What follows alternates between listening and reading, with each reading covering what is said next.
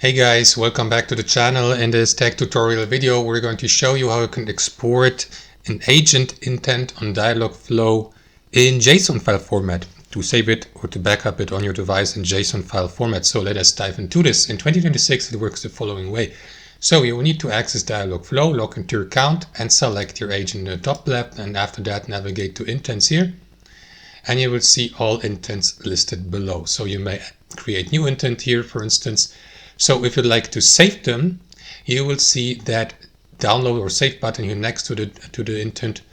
And if you choose it, it will be saved automatically in JSON file format, with this icon here on your download folder with the file size, so that you may use that, for example, to, I don't know, import the intent for other, for example, as a follow-up intent or something like that. So, or to have it as a backup on your device, guys. So that's how it works. Hope you enjoyed it, got some value from it, and we'll see you next time on our channel.